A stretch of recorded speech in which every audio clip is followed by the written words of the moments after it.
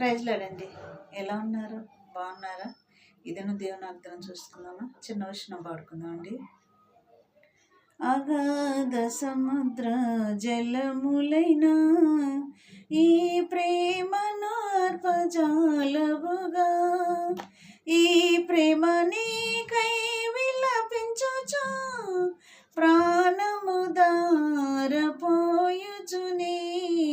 సిలువలో వ్రేలాడి, నీ కొరకై సిలువలో వ్రేలాడి యేసు నిన్ను పిలచుచుండే, ఆలస్యము నీవు చేయకుము, సిలువలో వ్రేలాడి నీ కొరకై సిలువలో వ్రేలాడి.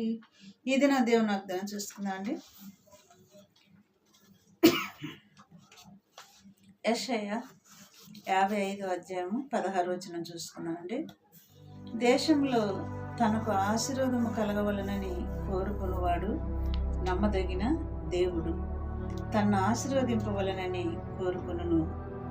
దేశంలో తనకి ఆశీర్వాదము కలగవలనని, ఎవరు మనకి ఆశీర్వాదము కలగవలనని దేవుడు మరి కోరుకుంటున్నాడంట మన పట్ల.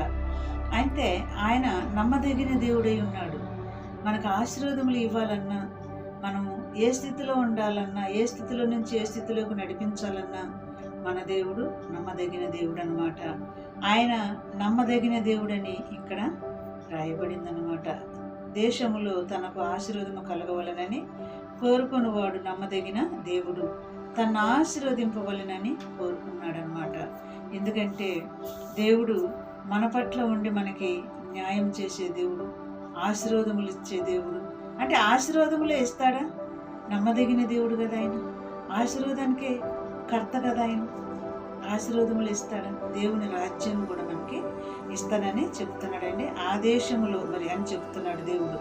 ఆ దేశంలో దేవుడు తనకి మరి ఆశీర్వాదము కలగవలనని కోరుకునే దేవుడు, నమ్మదగిన దేవుడు. ఈ దినం వాగ్దానం అండి.